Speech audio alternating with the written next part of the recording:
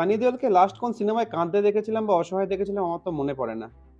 আমি রিসেন্টলি দেখলাম 'বাটোয়ারা 1947' এই সিনেমায় সানি দেওলকে দেখলাম কাঁদতে এবং অসহায় দেখলাম। তো কেমন হলো এই সিনেমা? আজকে সেই কথা বলব। নমস্কার, আমি আকাশ। আজকে কথা বলব 'বাটোয়ারা 1947' এই সিনেমাটা নিয়ে। এই সিনেমাটার একটা আলাদা ক্রেজ ছিল। ১৯৪৭ সালে যে দেশভাগ হয় সেই নিয়ে একটা সিনেমা হয়েছিল। আর 'আভারা পান 2' এর সাথে ক্লাশ করে। তো 'আভারা পান 2' এরও আমি ভিডিও দিয়েছি, সেটাও দেখবেন এবং কেমন হয়েছে জানাবেন। তো এই সিনেমাটা কেমন হলো আজকে সেই কথা বলি।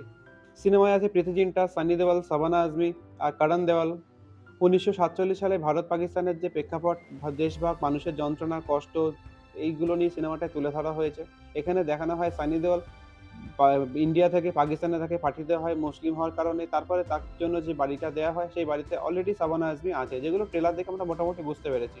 তো একটা টাইমে পরে শাবানা আজমি তাদের পরিবারের কেউ একজন হয়ে যায় এবং শাবানা আজমিকে বাঁচানোর জন্য উঠে পড়ে লাগে আমাদের সানি দেওয়াল। তো এই নিয়ে গল্প একটু, একটু করে এগোতে থাকে। শেষে যখন শাবানা আজমি মারা যায়, তো সমস্ত মুসলিমরা মিলে কি করে একজন হিন্দুর শেষ কাজ করছে, এটাকেও খুব সুন্দরভাবে কিন্তু তুলে ধরা হয়েছে এই সিনেমায়। পজিটিভ যদি বলি, অবভিয়াসলি সানি দেওলের অ্যাক্টিং স্টাইল, কথাবার্তা নিয়ে তো কোনো কথাই হবে না। দুর্দান্ত! সানি দেওলের অভিনয় খুব ভালো লাগবে।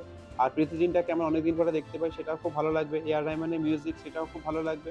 ১৯৪৭ সালে যে ইন্ডিয়া পাকিস্তানের যে ব্যাপারটা দেখানো হয়েছে, মানে সিনেমাটোগ্রাফিটা, সেটাও খুব ভালো লাগবে।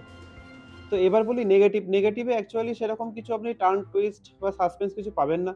শাবানা আজমিকে কি করে বাঁচাচ্ছে, কি করে তাদের এক হয়ে যাচ্ছে এবং কি করে শেষ কাজ করছে সমস্ত মুসলিমরা মিলে। তো এটাই দেখানো হয়। এছাড়া সিনেমাতে এক্সট্রা কিছু আর আপনি পাবেন না। তো এট লাস্ট এটাই বলব, ১৯৪৭ সালে দেশভাগ নিয়ে যে সিনেমাটা হিন্দু-মুসলিম যে সেন্টিমেন্টটা তুলে ধরা হয়েছে, সেটা কিন্তু খুব ভালো। সিনেমায় আপনি সেটা খুব ভালোভাবে এনজয় করতে পারবেন। আপনার খুব ভালো লাগবে, নো ডাউট। আপনি যদি সানি দেওয়ালের ফ্যান হন, এই সিনেমাটা তাহলে আপনাকে অবশ্যই দেখতে হবে। আর আপনি কি সিনেমাটা অলরেডি দেখেছেন বা দেখার প্ল্যান করছেন, সেটা আমাকে কমেন্টে জানাবেন। দেখা হচ্ছে আবার পরের কোনো ভিডিওতে। Thank you.